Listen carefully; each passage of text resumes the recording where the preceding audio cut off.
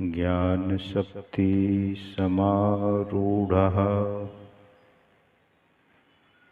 तत्त्वमाला विभूषितः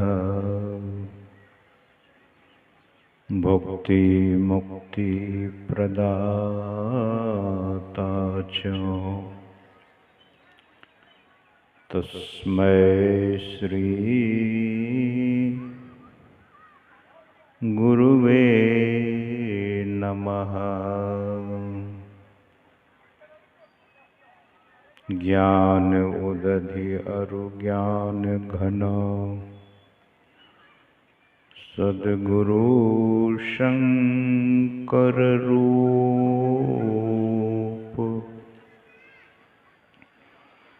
नमो नमो बहुबार ही सकल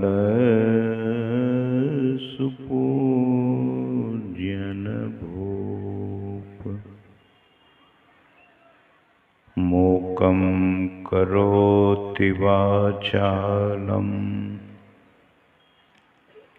पंगुं लंघयते गिरिं यत्कृपातमहं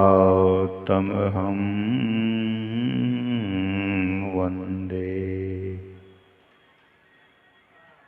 परमानंदमाधवम्।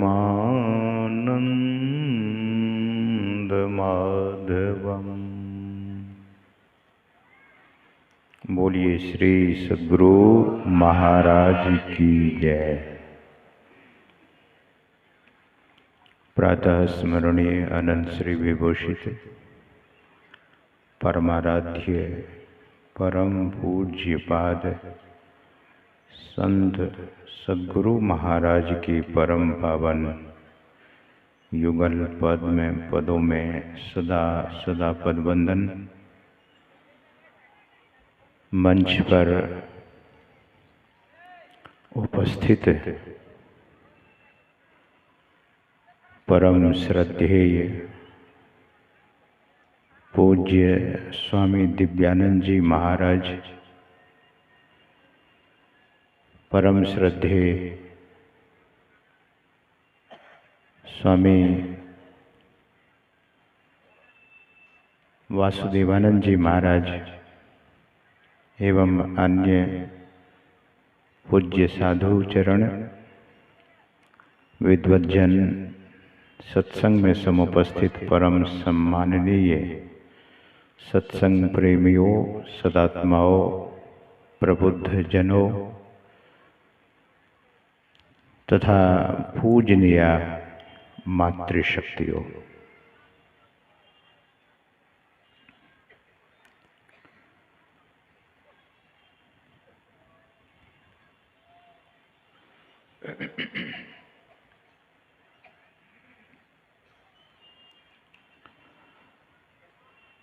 सद्गुरु महाराज के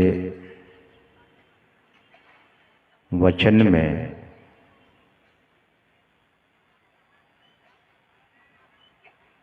गुरुदाता दयाल वह काटें यमजाल। पल में कर दें निहाल, इसलिए भजो साध गुरुए।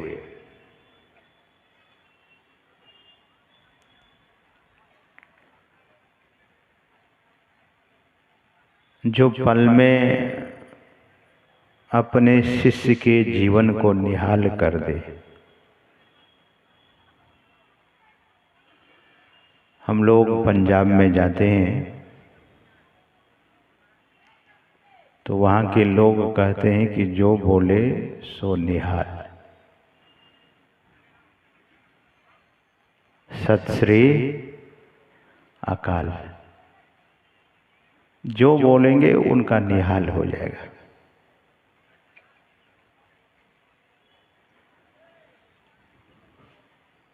जहाँ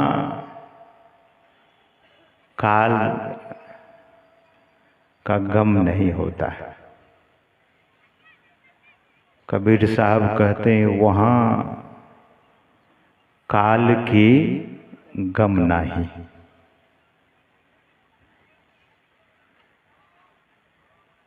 सज्जनों, गुरु महिमा के बारे में अभी पूज्य स्वामी दिव्यानंद जी महाराज कबीर साहब के उस वाणी को सुना रहे थे। 7 समद की मसी करूं। बहुत लोग समुद्र नहीं देखे होंगे, हम लोगों ने बहुत बार समुद्र को देखा है। समुद्र के ऊपर से जब फ्लाइट चल रहा होता है तो खिड़की से देखने पर जिधर देखिए उधर समुद्र ही समुद्र दिखता है। 7 समुद्र है, उसकी स्याही बना लिया जाए और जितने पृथ्वी पर लकड़ियां हैं उसका कलम बना लिया जाए और पूरे पृथ्वी को कागज बना लिया जाए। तो कबीर साहब हाथ खड़े कर देते हैं, बोले कि गुरु का गुण तब भी अंत नहीं होगा। इतना बड़ा कागज, धरती सब कागज करूं, गुरु गुण लिखा नहीं जाए।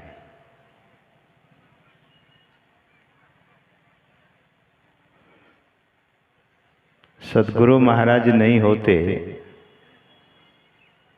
तो इस रुपौली, बिरौली, गिद्धा में इतने लोग इकट्ठे होते क्या? किनके नाम पर इकट्ठे हुए हैं? इन्हीं के नाम पर। सत्यानंद के नाम पर लोग इकट्ठे नहीं हुए। गुरु की महिमा सुनने के लिए लोग एकत्र हुए।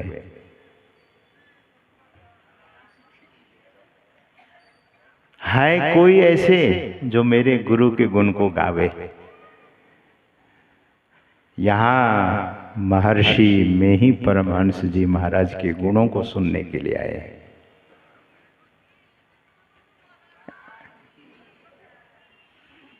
और गुरु महाराज कहते हैं गुरु गुण अमित अमित कर जाना।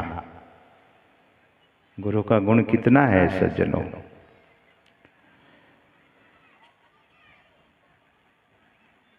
इतना गुण।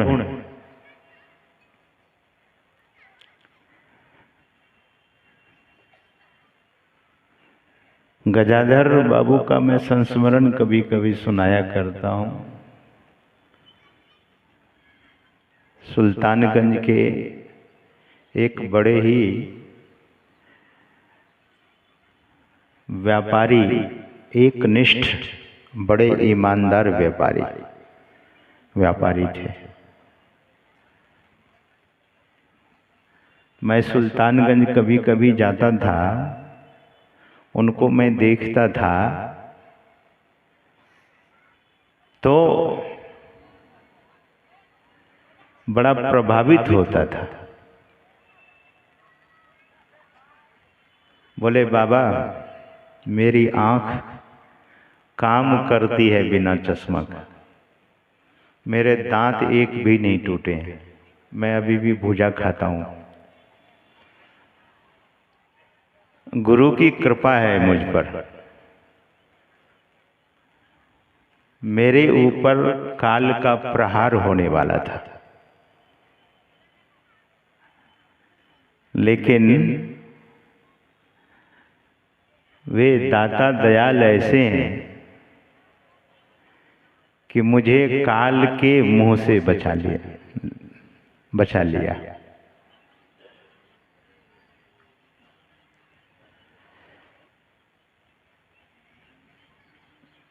जब कभी कभी मनुष्य ही काल बन करके आ जाता है। डाकू लोग आने वाला था उनके घर पर रात में, शाम में गुरु महाराज उनको बुला लेते थे तो बहुत संपन्न व्यक्ति, सोने चांदी का व्यापार था, ऐसे भी घर से बहुत संपन्न भक्त थे, सज्जन थे। आश्रम के एक साधु को भेजकर सद्गुरु महाराज ने कहा, आदेश किया कि उनको बुला ले आओ। जब गजाधर बाबू आए गुरु महाराज के समीप, तब तक सद्गुरु महाराज विश्राम में चले गए थे। रात में, रात्रिकालीन विश्राम में चले गए थे।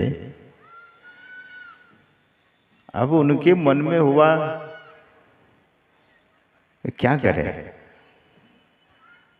गुरु निवास में आकर प्रणाम करते हैं और प्रणाम करने के बाद सद्गुरु महाराज के सेवक से पूछते हैं। उस समय सेवा में अनवरत रूप से रहने वाले पूज्य रामलगन जी महाराज होते थे और बड़े ही विरल सेवक थे गुरु महाराज के। उनके श्रीमुख से यह संस्मरण मैं सुना। और जब गजाधर बाबू से मैं पूछा कि एक बार आप अपने मुंह से सुना दीजिए, तो उनके आंखों से अश्रु झरझर गिरने लगा, गुरु की महिमा को याद कर। और बोल नहीं पाए संस्मरण को, इतना ही बोले कि मैं उनकी कृपा से आपके सामने खड़ा हूं। सज्जनों, गजाधर बाबू जब आए, उन्होंने देखा कि सद्गुरु महाराज विश्राम में चले गए हैं, तो प्रणाम कर पूज्य स्वामी रामलगन जी महाराज को भी प्रणाम करते हैं। और रामलगन जी महाराज गजाधर बाबू से कहते हैं कि जाइए विश्राम कर लीजिए, सुबह आइएगा। गए विश्राम करने, लेकिन मन में ये बात लगी रही कि गुरु महाराज मुझे याद किए और मैं उनके समक्ष आ नहीं सका। जब तक मैं आया तब तक वे विश्राम में चले गए थे। सज्जनों, सवेरे नित्य क्रिया से निवृत्त होकर 4 बजे गुरु महाराज के निवास में पहुंचकर गुरु महाराज को, सद्गुरु महाराज को प्रणाम करते हैं। हाथ जोड़कर, घुटने टेक कर कहते हैं, सद्गुरु महाराज से विनती पूर्वक, विनय पूर्वक श्री गजाधर बाबू कहते हैं कि आपकी आज्ञा हुई थी, मैं तो रात में ही आ गया था, लेकिन हुजूर विश्राम में चले गए थे। पूज्यपाद सद्गुरु महाराज ने बहुत बात नहीं कही, बस सद्गुरु महाराज कहते हैं कि आप मेरी आज्ञा पालन करके आए, मुझे बड़ा अच्छा लगा।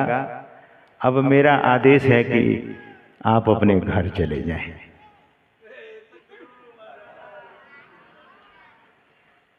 अच्छा, कोई तार्किक भक्त होगा तो जरूर मन में तर्क वितर्क करेगा कि बुलाए किस लिए, आए और आदेश कर देते हैं घर वापस चले जाइए।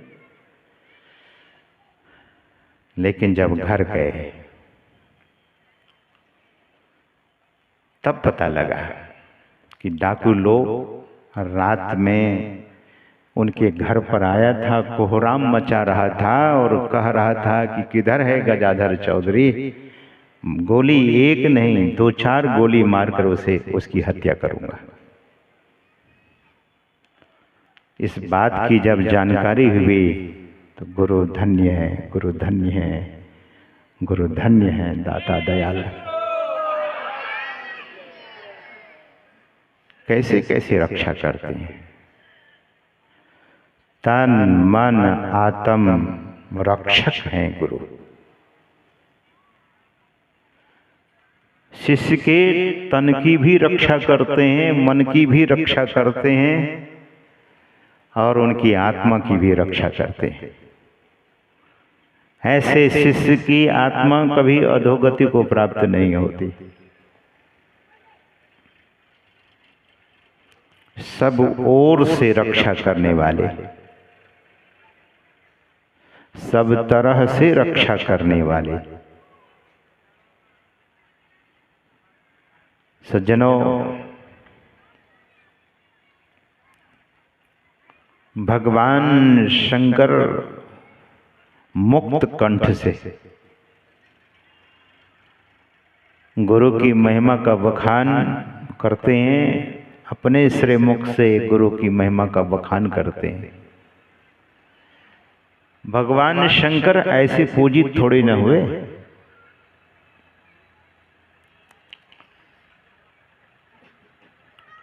लक्ष्मीपति जी महाराज कहते हैं कि गुरु पूजे सब देवन पूजे, गुरु सेवा सब सेवा। जगत के प्रथम देव कौन है? इस दुनिया में, इस संसार के प्रथम देव कौन है? लक्ष्मीपति जी महाराज कहते हैं कि प्रथम देव गुरुदेव जगत में और न दूजो देवा। There is no any other deity than सद्गुरु महाराज।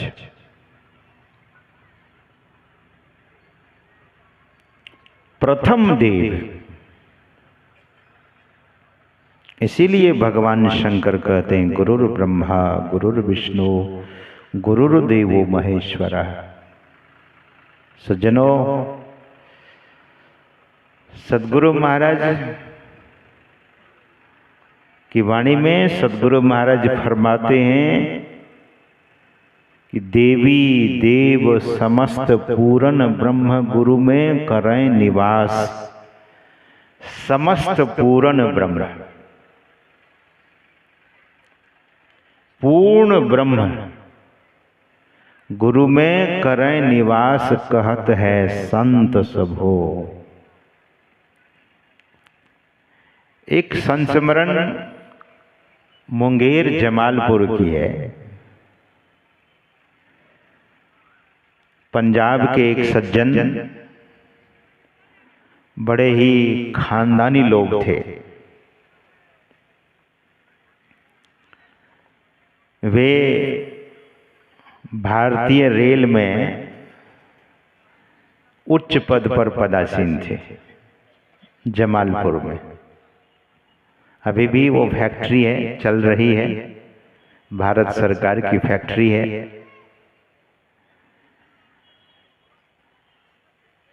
तो उस फैक्ट्री में बहुत सारे सत्संगी भी काम करते थे।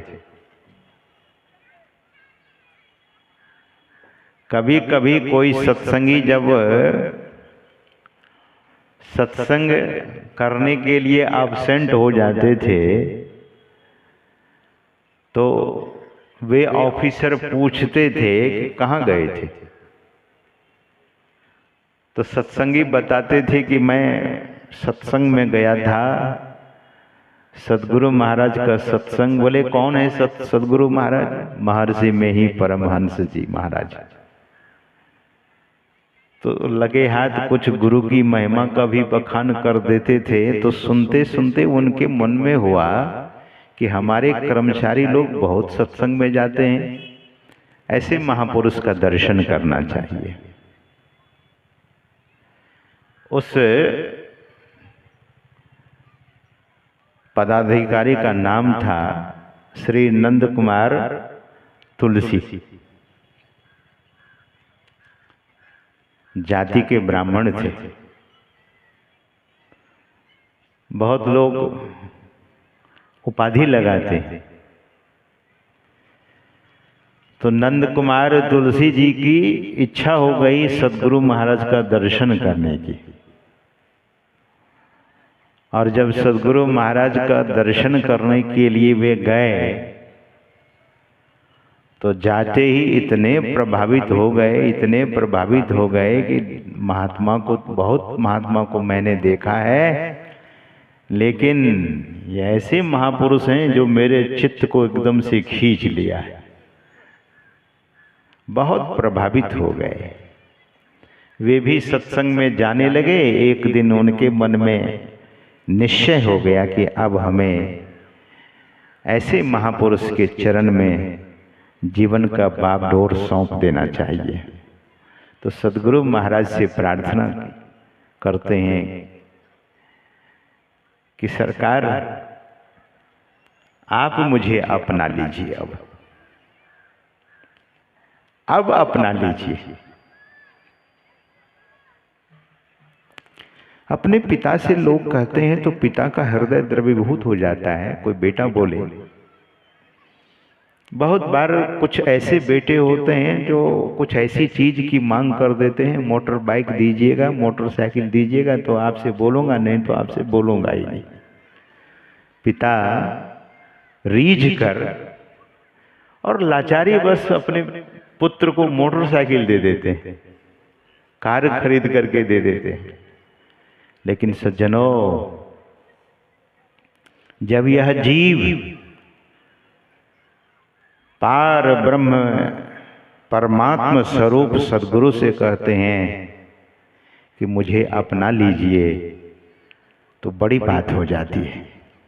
इससे ऊंचा प्रसाद क्या हो सकता है? इससे ज्यादा मीठा प्रसाद क्या हो सकता है जब जीव परमात्मा को अर्पण करने के लिए तैयार हो जाता है। नंद कुमार बाबू की विनम्रता को देखकर सद्गुरु महाराज बड़े दयाद्र हो गए और उनको दीक्षा दे देने की कृपा की। इतने कायल हो गए, इतने कायल हो गए कि उनके आवास पर मैं भी बाद में सत्संग किया हूं। इतना सरकारी व्यवस्था, इतना बड़ा घर, क्योंकि बहुत बड़े पदाधिकारी थे। अपने आवास में सद्गुरु महाराज के चरणों में विनती करते थे और करके सद्गुरु महाराज को लाते थे और सत्संग सुनते थे और लोगों को भी सुनवाते थे। तो एक बार नंद कुमार तुलसी जी गुरु महाराज से निवेदन करते हैं कि हुजूर, बहुत दिन हो गया आपका चरण मेरे वासे पर नहीं पधराया गया है, चरण पधराया जाए और कुछ अमृत उपदेश भी हम लोगों को सुना दिया जाए। गुरु महाराज की उपस्थिति ही बहुत थी। कोलकाता में एक बार सत्संग हो रहा था गुरु महाराज का, और पूज्य महर्षि संत सेवी जी महाराज उनके साथ थे और भी परिकर शिष्य साथ थे। तो पूज्य संत सेवी जी महाराज बैठकर प्रवचन कर रहे थे और गुरु महाराज मंच पर नहीं गए थे। जाड़ा का समय था। गुरु महाराज पूज्य रामलगन जी महाराज से कहते हैं कि मुझे धूप में ले चलो। तो सब लोग इस मुख होकर के पूज्य संत सेवी जी महाराज के सत्संग को सुन रहे थे और गुरु महाराज उस तरफ धूप में निकल गए। जैसे लोगों को जानकारी हुई तो सब लोग उधर मुड़ गए, संत सेवी जी महाराज पीछे हो गए। उपस्थिति ही बहुत थी उनकी। The presence of Sant Sadhguru is not an ordinary thing. सब लोग उधर मुड़ गए। ऐसे दिव्य मूर्ति थे, इतना आकर्षण था, शरीर वृद्ध भले हो गया था, लेकिन सज्जनों, सद्गुरु महाराज का दर्शन करने के बाद कल एक सज्जन आए थे मेरे पास रात में। मैं नाम तो नहीं जानता हूँ, भगत परिवार से है। उनका बेटा बोले मैं जायसवाल। मैं बोला ये भगत और आप जायसवाल? बोले एक ही बात है। तो बड़े निराले सज्जन, आवाज में इतना ऐसा लगता है कि माइक की जरूरत नहीं उनको। वे सज्जन आए थे तो मैंने पूछा कि दीक्षा आप कब लिए, और उनकी अर्धांगिनी भी थी, मैं नाम तो नहीं जानता हूं। वो बोली कि मैं 65 में दीक्षा ली हूं, 1965 ईस्वी में। मैंने कहा माता जी हमारा जन्म ही 1969 में हुआ है, जब आपने दीक्षा लिया तब मैं संसार में आया ही नहीं था। ऐसे ऐसे भक्त। तो वे सज्जन एक संस्मरण कल हमको सुनाए कि मैं गुरु महाराज को छूना चाहता था, और गुरु महाराज किसी को जल्दी छूने नहीं देते थे, आदेश रहता था। अच्छा, साधु लोगों को लोग छूकर प्रणाम करते हैं, ऐसा नहीं कि आप दूर से भी उतना ही फल मिलेगा। इसका मतलब ये नहीं कि प्रणाम नहीं कीजिए, प्रणाम तो करना ही चाहिए, प्रणाम। लेकिन अब हाथ में रुपया होता है, और रुपया मछली वाले के पास, मांस वाले के पास भी गया हुआ होता है, और रुपया को भी छुएंगे और साधु के वस्त्र को भी छुएंगे। तो वे सोचते थे कि गुरु महाराज की, सुनते हैं गुरु महाराज की आज्ञा है कि छूना नहीं है, तो छुएं कैसे? एक बार हम छू लेते। तो बोले कि धरहरा में एक बार ऐसा मौका हमें मिल गया। गुरु महाराज को कहीं जाना था, बैलगाड़ी से स्टेशन गए, और गाड़ी उस पार लगी थी, उस प्लेटफॉर्म पर, दूसरे प्लेटफॉर्म पर, हम लोग इस प्लेटफॉर्म पर थे, और संजोग से और उठाने वाले लोग जो थे, गुरु महाराज क्या बोलेंगे, मुझे उधर उठाकर ले चलो, बोले उठाकर रिक्शा पर बिठाना था। तो सज्जन ने कहा कि जैसे ही सब लोग उठाने लगे, मैं भी उठा लिया गुरु महाराज को। मुझे छूने का मौका मिल गया, छूने नहीं, उठाने का। और फिर उस पार में भी उठा करके ट्रेन में बिठाया। इतना सुंदर सौभाग्य हमें प्राप्त हो गया। तो मैंने पूछा कि आपको कैसा लगा जब उठाए? तो बोले महाराज इतना सुख लगा, इतना सुख लगा कि जीवन में इतना सुख मिला ही नहीं था, इतना सुख मिला, और तभी से मेरे जीवन में किसी चीज की कमी नहीं रह गई। जीवन पूर्ण होता चला गया। तो भगवान शंकर भी मुक्त कंठ से गुरु की बड़ाई करते हैं।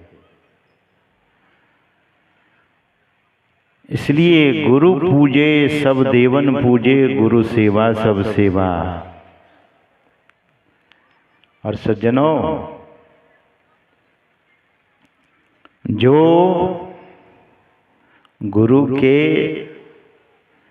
की आज्ञा का पालन कर लेते हैं, इस संसार सागर से सुखपूर्वक तर जाते हैं। गुरु की आज्ञा का पालन। बहुत बार लोग प्रार्थना करते हैं, बहुत बार लोग कुछ चढ़ाते हैं, लेकिन प्रार्थना का अर्थ होता है कि सबसे ऊंची मांग। कुछ चढ़ाते हैं तो चढ़ाने के क्रम में ये भाव नहीं रहे। भाव क्या रहे? अब भाव यह नहीं रहे, कौन सा भाव? कि मैं कुछ दे रहा हूं।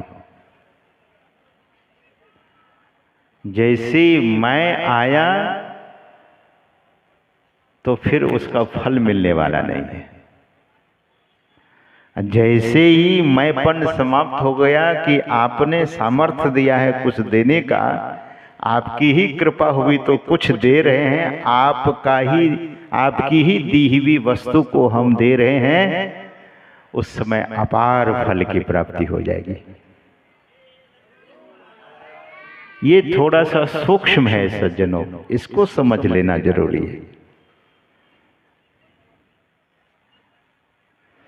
सदगुरु महाराज कहते हैं कि तन मन धन आत्म करी अर्पण। मैंने तो तन को, धन को, मन को, आत्मा को, सबको अर्पण कर दिया। और ये सदगुरु महाराज ठोक बजाकर कहते हैं कि मैं ही आज उतरे, मैं ही आज उतरे, मैं आज तर गया। और जो करेगा वो भी आज ही तरेगा। सज्जनों, लेकिन लोगों में पॉसेसिवनेस बहुत है। ये मेरा, ये तुम्हारा। भगवान श्री कृष्ण कहते हैं कि धरती पर, जमीन पर दो भाई खड़ा होकर जब जमीन पर मेड़ बांधता है और कहता है कि ये तेरा और ये मेरा, तो भगवान कहते हैं कि उस समय मुझे हंसी लगती है, हंसी आती है। कल मैं गया था धूसर, शिव शंकर बाबू के घर। मैंने कहा कि पहले तो 2 मंजिले पर आप ले गए थे, आज ये घर। तो माता जी बोलती है, उनकी माता कहती है कि ये छोटे बेटे का घर, वो बड़े बेटे का घर। शिव शंकर बाबू को मैंने पूछा कि किसका घर है? बोले दोनों घर माता जी की है, हम लोगों की नहीं है। अगर क्या ऐसा पुत्र हो तो गजब हो जाए। फिर सोच, if your thought is so clear and pious, then you will win the world. आज हमारे डॉक्टर अनिल बाबू आए प्रणाम करने, अपने सब सहयोगी का परिचय कराते रहे। और उन्होंने एक बात कही कि इसी तरह से हम सत्संग कराते रहें, यही आशीर्वाद दीजिए। भाव देखिए कितना उत्तम है। पद छोटा हो, पद बड़ा हो, लोग धनी हो, निर्धन हो, जिसका हृदय दरअसल में समृद्धि से भरा हुआ है, हृदय समृद्ध होना चाहिए। तो मैं नंद कुमार तुलसी जी के संस्मरण को सुना रहा था, तो सदगुरु महाराज वहाँ पधारते हैं। पंजाब के लोगों में, बहुत लोगों में हमने देखा है कि बड़ी श्रद्धा है। वो इसलिए कि एक गुरु का अवतार वहाँ नहीं हुआ, 10 गुरु का लगातार अवतार हुआ है पंजाब की भूमि पर। इसलिए पंजाब की भूमि को ज्ञानियों की भूमि कही जाती है, गुरुओं की भूमि, गुरुजनों की भूमि है। यह सुनकर के मन छोटा नहीं कीजिएगा, क्योंकि बिहार में तो इतने संत हुए कि संत बिहार किया, इतने ऋषि मुनि, बिहार स्थली रहा, बिहार की धरती। इसीलिए ऋषि मुनियों की धरती बिहार, बिहार की धरती भी कम नहीं है। सज्जनों, तो उनकी श्रद्धा ऐसी थी नंद कुमार तुलसी जी की। सदगुरु महाराज जब वहाँ पधारते हैं और बहुत सज्जन उस सत्संग में आए, तो सदगुरु महाराज के एक शिष्य थे फूलचंद बाबा। बचपन से ही गुरु महाराज के सानिध्य का लाभ उसे मिला, लेकिन जब जवानी आई, जवानी का जब मद चढ़ा, तो उनके मन में हुआ कि मैं विवाह करके गारस्थ जीवन जी लूंगा। तो सदगुरु महाराज ने उसे समझाया अरे गारहस्थ जीवन तो बहुत बार तुम पहले भी जी चुके हो, अब इस जीवन में क्या? बोले नहीं महाराज। सदगुरु महाराज से उन्होंने कहा कि मैं तो गारहस्थ जीवन को जरूर अपनाऊंगा। तो सदगुरु महाराज ने कहने की कृपा की कि तुम्हारे माता पिता तो हमें चढ़ा दिया है, अर्पण किया था, चढ़ा दिया था। देखिए कहाँ से बुद्धि आई। वो कहता है, फूलचंद बाबा कहने लगे कि मैं कोई बकरा और खसी थोड़ी हूं जो चढ़ा दिया गया है। ये काम का बेग था। वो नहीं बोल रहे थे, काम बोल रहा था। संस्कार ऐसा उदय हो गया। परम संत बाबा देवी साहब सदगुरु महाराज से कहने की कृपा की थी कि लाला तुम अपने जैसा किसी को बनाने की कोशिश नहीं करना, नहीं तो धोखा खाओगे। और बाबा साहब की बात याद करके गुरु महाराज फिर कहते हैं कि जाओ तुम, अब जाओ। मतलब जीव के संस्कार का कभी कभी कुसंस्कारों का उद्भव हो जाता है और सत संस्कार का पराभव हो जाता है। चले गए। जो पार ब्रह्म सदगुरु के शरण में था, जो सुख, कबीर साहब कहते हैं कि जो सुख साधु संग में असो बैकुंठ न हो। बैकुंठपति, कमलापति, श्रीपति संत के संग में रहना चाहते हैं। जहाँ जहाँ साधु जाते हैं, संत सदगुरु जाते हैं, वहाँ वहाँ बैकुंठवासी भी जाते हैं। कहते हैं, कबीर साहब की वाणी में आया है, जागे साध तो मैं भी जागूं, सोवे साध तो मैं सोऊं। जहाँ जब साधु जगते हैं मैं भी जग जाता हूँ, और साधु जब सोते हैं तो मैं भी सो जाता हूँ। साधु का मतलब आप ऐसा नहीं समझ लीजिएगा कि हमारे जैसे।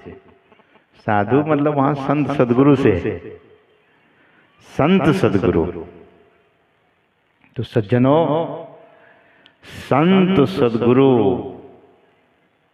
के चरण धूल लेकर भगवान अपने गात पर यानी शरीर पर डालते हैं। तो ऐसा महापुरुष जिनके चरण धूल के लिए बैकुंठवासी भी तरसते रहते हैं। तो मैं निवेदन कर रहा था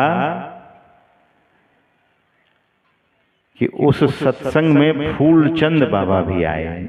गारहस्थ जीवन में चले गए थे, बाल बच्चे हो गए, लेकिन गुरु महाराज के सानिध्य में जो वो सुख मिला था वो कहा। तो गुरु महाराज का नाम सुन करके वे भी वहां गए। संत कभी भी अवगुण नहीं देखते। सूरदास जी महाराज कहते हैं कि एक पारस है, पारस पत्थर होता है ना, पारस पत्थर लोहा में भेद नहीं करता है। बड़ा सुंदर उदाहरण संत सूरदास जी महाराज देते हैं कि एक लोहा पूजा में राखत, एक लोहा पूजा में राखत, एक बधिक घर पड़े, एक घर, एक बधिक घर। एक लोहा जो पूजा में रखा हुआ है और दूसरा बधिक के घर में है। दोनों लोहा को अगर पारस से स्पर्श करा दिया जाए, छुला दिया जाए, तो दोनों लोहा जो बधिक के घर में था और जो पूजा के घर में था, दोनों लोहा को अगर पारस से स्पर्श करा दिया जाए तो दोनों लोहा सोना हो जाता है। भेद नहीं करता है पारस।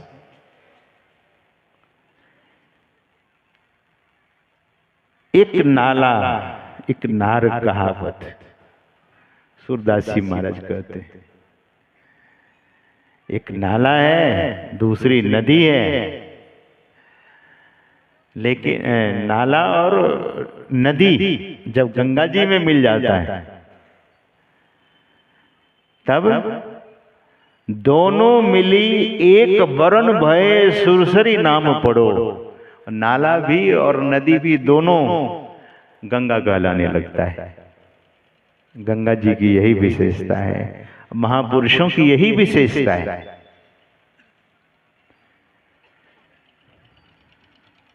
सज्जनों, समर्पण तो फूलचंद बाबा जब वहां पहुंचे, गुरु महाराज को देखते थे, आंखों से आंसू बहता था।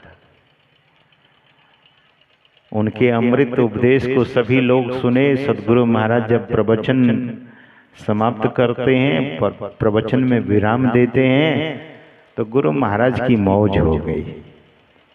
सामने बैठे हुए फूलचंद बाबा से कहते हैं कि फूलचंद एक भजन गाओ। और हारमोनियम पर वे भजन गाते थे, तो हारमोनियम पर वे भजन शुरू करते हैं। और भजन जो शुरू करते हैं तो जैसे गुरु वंदना करते हैं वैसे आंखों में आंसू। आज बहुत दिन के बाद गुरु और शिष्य का मिलन हुआ है।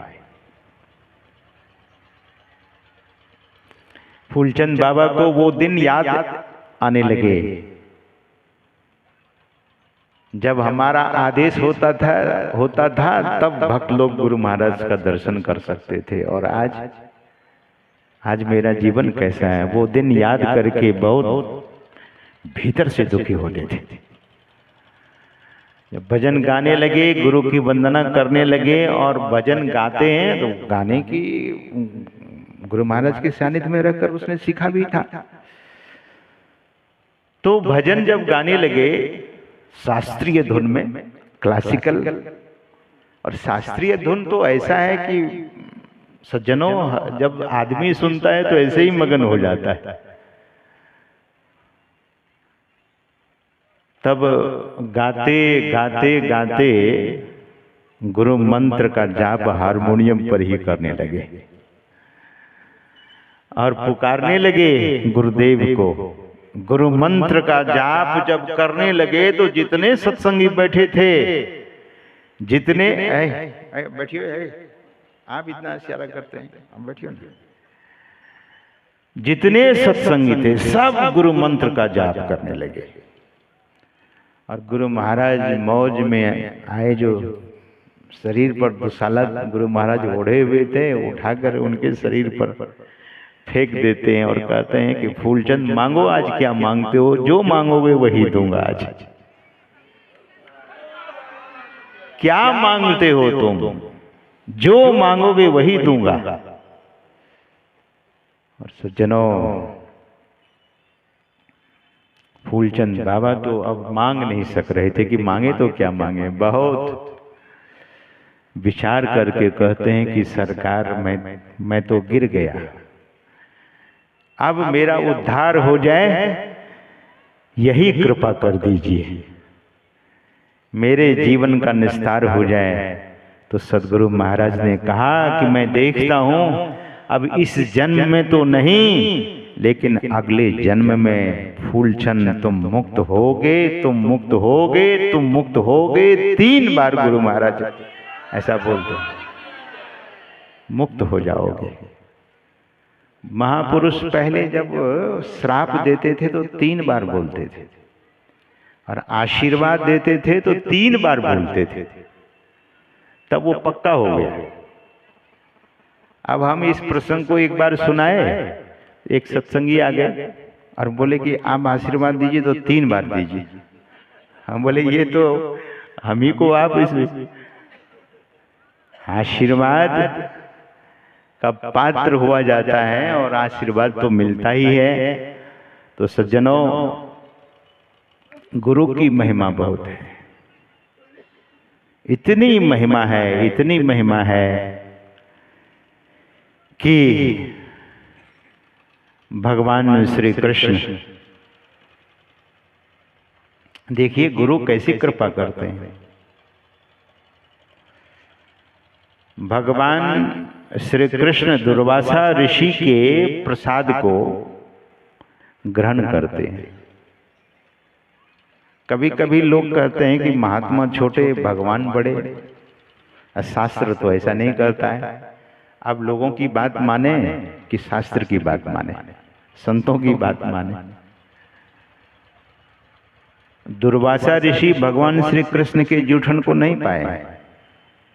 आप पढ़िए शास्त्र को, कोई है पढ़े हों, ऐसा नहीं। अपने सद्गुरु के जूठन को भगवान श्री कृष्ण ग्रहण करते हैं। भगवान श्री कृष्ण की महानता को देखिए। राजसी यज्ञ हुआ तो उसमें जितने साधु महात्मा आए सबके चरण को पखारते थे भगवान श्री कृष्ण। सेवा सबको बांटी गई, भगवान श्री कृष्ण के द्वारा ही सेवा बांटी गई। भगवान श्री कृष्ण के द्वारा सेवा बांटी गई। तुमको ये सेवा, तुमको ये सेवा, तुमको ये सेवा। तो भीम बड़े मखौलिए थे, कभी कभी मखौल करते थे। बोले प्रभु आप भी कोई सेवा लिए हैं? कोई सेवा और बची है? बोले एक सेवा बची है। कौन सी सेवा? तो भगवान ने कहा कि साधु संत जो इस राजसी यज्ञ में आएंगे उनका चरण मैं पखारूंगा।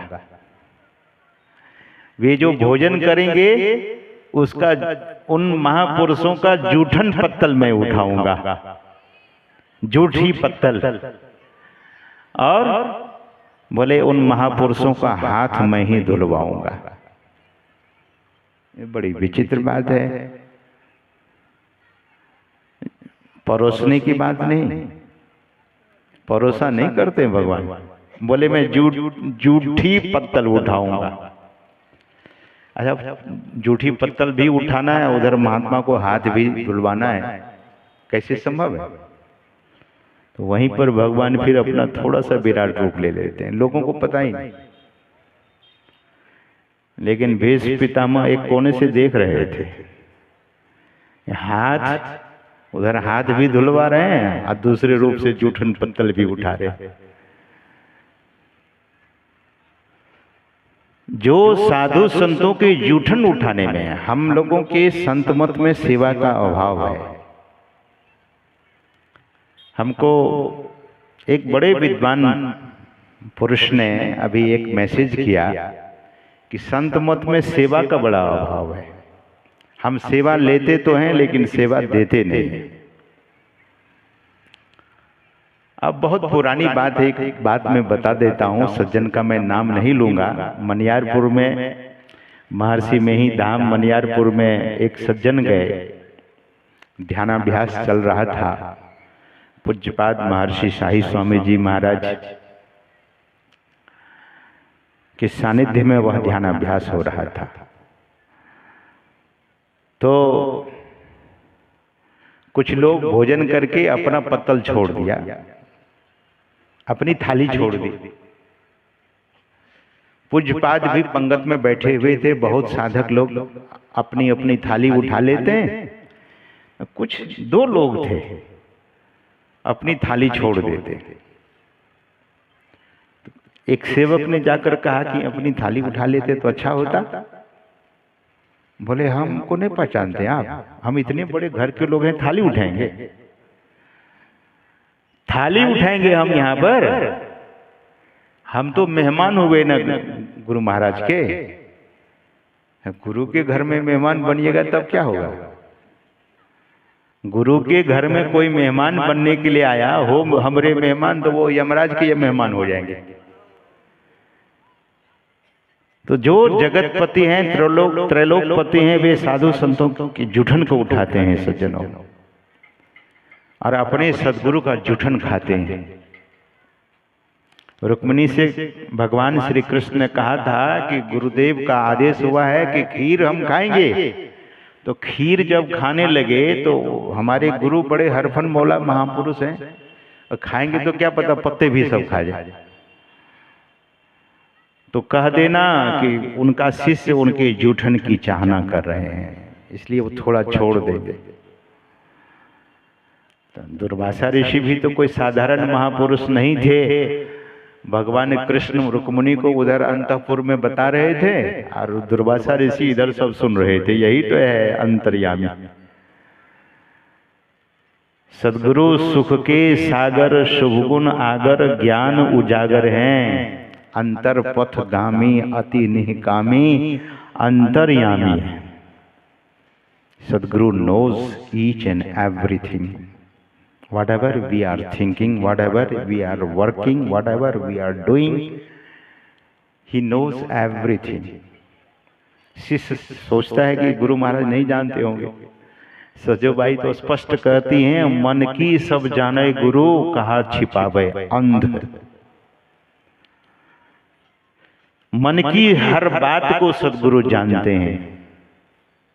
जब दुर्वासा ऋषि को माता रुक्मिणी खिलाने लगी, खीर खिलाने लगी, तो बहुत जल्दी जल्दी खाने लगे।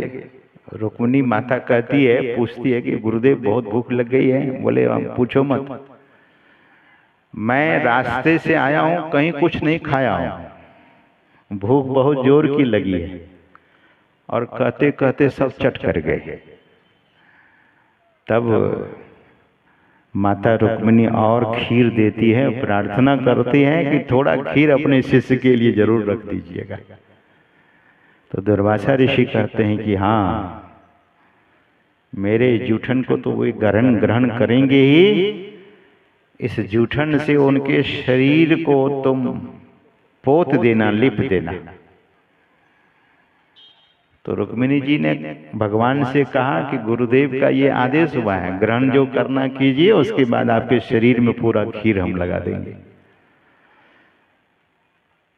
तब भगवान के पूरे शरीर में खीर लगा दिया गया और गुरु का प्रसाद चरण में नहीं लगाया कि गुरु का प्रसाद है चरण में कैसे। ध्यान दीजिए, दीक्षा बहुत लोग लिए होंगे, मैं समझता हूँ बहुत लोग लिए होंगे, बहुत लोग नहीं भी लिए होंगे। ये जो पुष्प अर्पण करते हैं ना, हम लोग घर में जाते हैं तो लोग पुष्प तोड़ करके बिखेर देते हैं, ये दोषपूर्ण बात है। पुष्प को तोड़िए मत, महापुरुषों के सिर पर चढ़ाइए, हाथ में दीजिए या रखिए तो बढ़िया से रख दीजिए। चढ़ने के बाद ये माला निर्माल्य हो जाता है। शास्त्र को, मैं शास्त्र की बात कह रहा हूं, ये माला निर्माल्य हो जाता है। अब इसमें अगर पैर लगता है किसी का तो उसका पुण्य नष्ट होता है, लेकिन लोग परवाह नहीं करते हैं। अगर फूल ही घर में सजाना है तो साबुत फूल को सजाइए, बगल में सजाइए, बीच में रास्ता रखिए जाने आने का। जो माला आपने सद्गुरु महाराज को, ईश्वर को चढ़ा दिया, वो अब चढ़ाने के बाद वो निर्माल्य हो गया। उसमें चरण नहीं लगना चाहिए, उसमें पैर नहीं लगना चाहिए। उसमें पैर लगने से पुण्यों का नष्ट होना शुरू हो जाता है। तो दीक्षा के अंत में बताया जाता है कि इस माला को आप संभाल करके रखिएगा, सुखा करके पेटी अलमारी में बंद करके रखिएगा, काम की माला, नहीं तो बहते हुए नदी में बहा दीजिएगा। इसमें झाड़ू और पैर नहीं लगना चाहिए। तो कहने का मतलब हमारा ये था कि जो चीज अर्पण किया जाता है इष्ट के चरण में, उसका बहुत ज्यादा महत्व हो जाता है सज्जनों। तो हम सबों को चाहिए एक सम्मान की भावना। हमारे भाव जितने अच्छे होंगे, जितने उत्तम होंगे, जितने पवित्र भाव होंगे, उतने रूप में हम आपके पास पुण्य फलित होगा, जीवन सुखदायी होगा और साधना में भी हम सबों की उन्नति होगी। तो महापुरुष कहते हैं जीवन को पवित्र बनाइए, जीवन को धन्य कीजिए और जीवन में कभी भी भूल नहीं हो इसकी सतर्कता होनी चाहिए, इसकी सावधानी होनी चाहिए। जिस व्यक्ति के जीवन में सावधानी नहीं है, जिस व्यक्ति के जीवन में सतर्कता नहीं है, तो उससे भूल होती चली जाएगी और भूल होती जाएगी तो साधना में फिर सिद्धि नहीं होगी, और साधना सिद्ध नहीं हुआ तो फिर फायदा क्या हुआ? पढ़ाई तो किया लेकिन फेल ही होते रहे, पास कभी नहीं किया, तो कैसी पढ़ाई पढ़ी वो सज्जन जानेंगे। तो महापुरुष कहते हैं कि अपने जीवन में सतर्कता भी होनी चाहिए, सावधानी भी होनी चाहिए और जीवन में विनम्रता भी होनी चाहिए। जीवन हम आप ऐसे महापुरुष को समर्पण कर दें। भगवान श्री कृष्ण को जब